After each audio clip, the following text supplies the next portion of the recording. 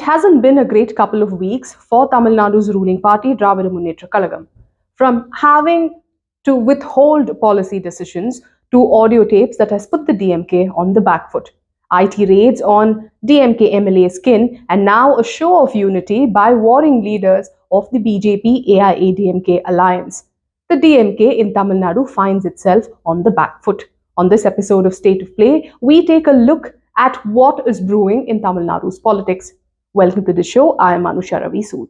With so much action taking place in poll-bound Karnataka, I've not been able to focus on the other southern states, but much more is happening in Tamil Nadu as well.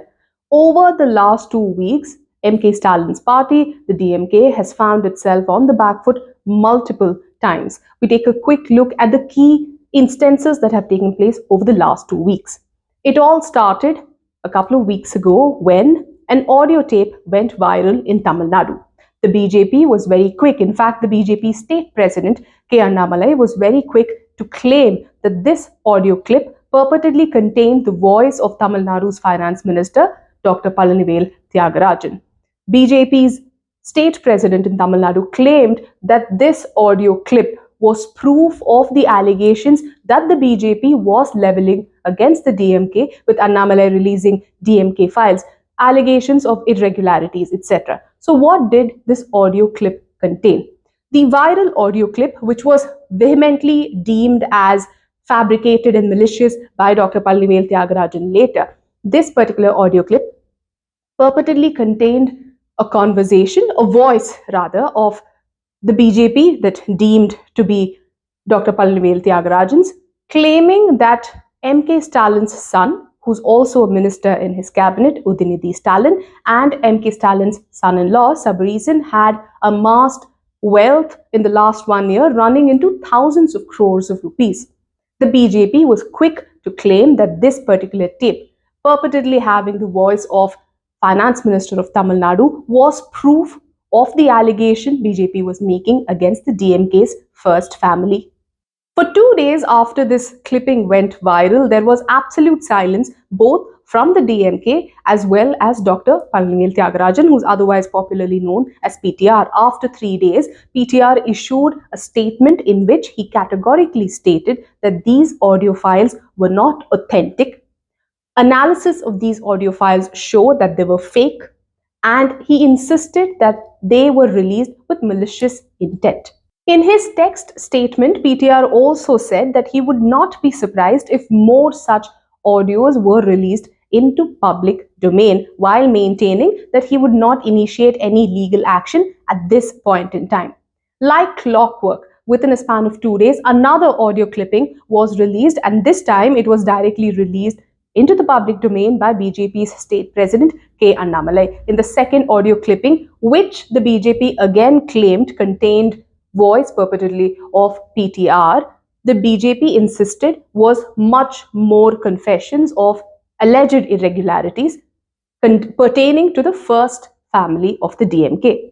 This time around, PTR issued a video statement deeming the audio files deep fakes. In fact, in his statement, he also gave references of other deep fake videos that have been produced in the past by other persons to insist that these were being shared deliberately with malintent of trying to create a rift within the DMK and also go after the DMK government that has been doing great administrative work in Tamil Nadu. This was PTR's defense, that these videos were deep fakes. PTR's statement, however, sources tell us, came after a series of meetings, closed-door meetings that were held with the top leadership of the DMK. Even when the first audio clipping came out, there were several meetings held where the party considered how best to go about engaging in damage control, because without doubt these tapes, irrespective of their authenticity, had caused DMK quite a bit of an embarrassment. Neither the DMK nor PTR initially reacted to these tapes. Eventually, it was decided in these closed-door meetings that PTR as an individual should respond, should counter these claims being made by the BJP, and eventually he issued 2 different statements, one text and one video statement as well.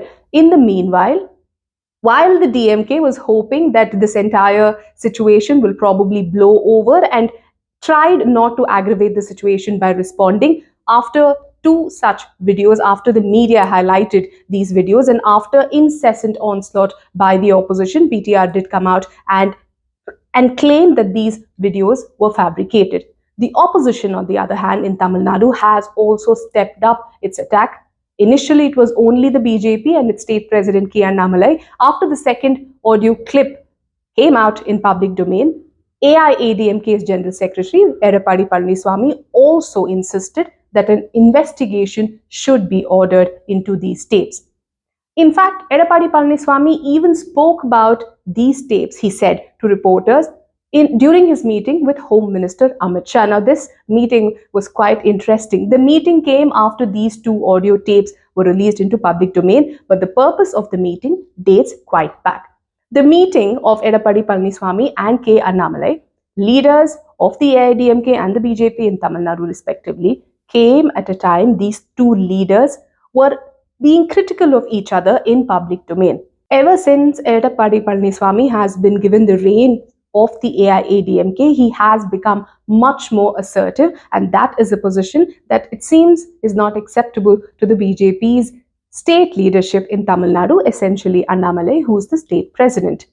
Annamalai has been critical of the AIDMK and Edappadi Palaniswamy welcoming leaders quitting the BJP and joining the AIADMK, and equally Edappadi Palaniswamy has been not so gracious in his comments when it comes to Annamalai in the past. It seems all this public bickering between these two alliance partners finally ended in Delhi, where Union Home Minister Amit Shah held a meeting. After the meeting, however, both these leaders have been singing the same tune, that there are no differences between the two of them and the alliance is strong and intact.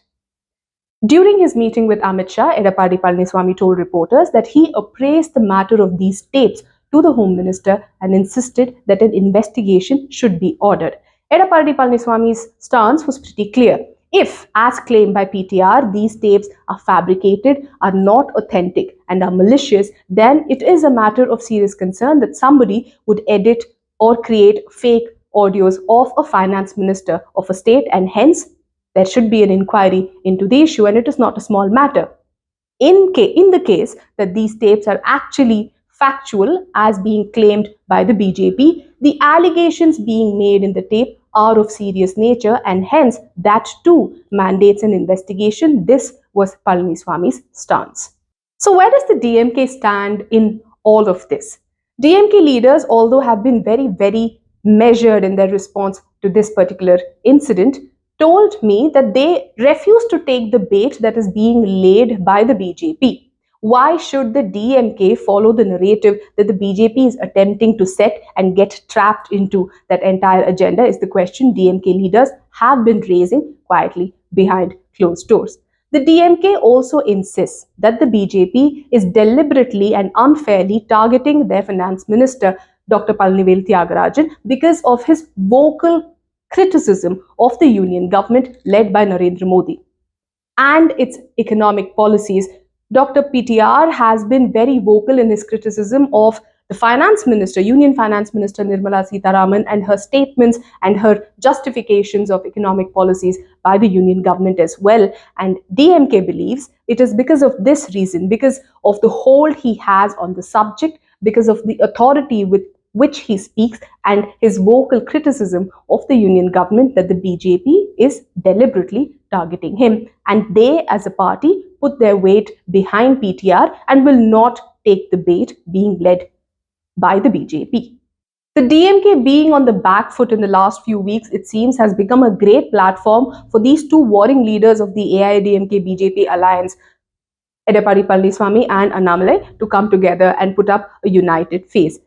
These allegations or these tapes surfaced at a time the DMK government, the DMK Stalin government, already had to come under severe criticism for two policy decisions. On 21st April, the DMK government led by MK Stalin adopted the new factories bill, an amendment to a bill which allowed work shifts for laborers from 8 hours to 12 hours, which expanded the scope of shifts from 8 hours to 12 hours.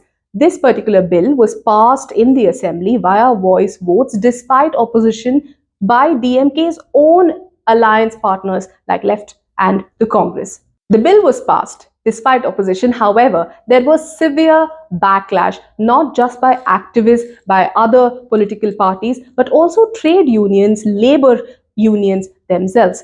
After the kind of backlash it received, the MK Stalin government was forced to announce that it is hoping and it is intending to withdraw the bill. MK Stalin made a statement that this particular amendment, which allows for shifts to be expanded from 8 hours to 12 hours for laborers, will stand withheld.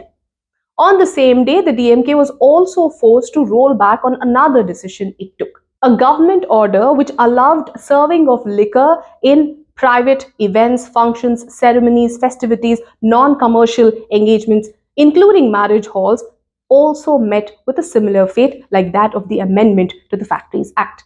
After massive backlash, the government was forced to withdraw a clause, to drop a clause from its order. The government withdrew the clause that allowed permission, special licenses for serving liquor in marriage halls, in non-commercial spaces, etc.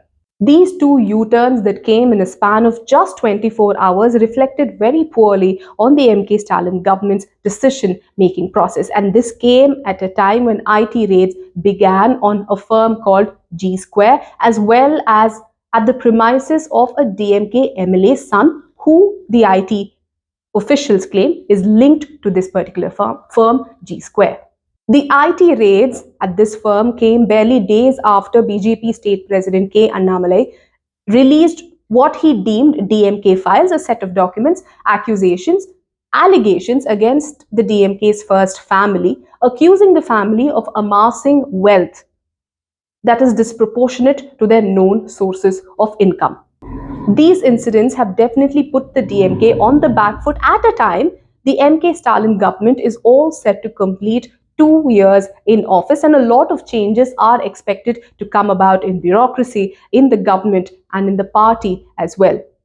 These instances, one after the other, in a span of just 2 weeks, has definitely left the DMK in a sticky spot. The party is now bracing for more opposition onslaught. We at South First will keep a track on what is developing in Tamil Nadu. Thank you so much for watching. Do stay tuned.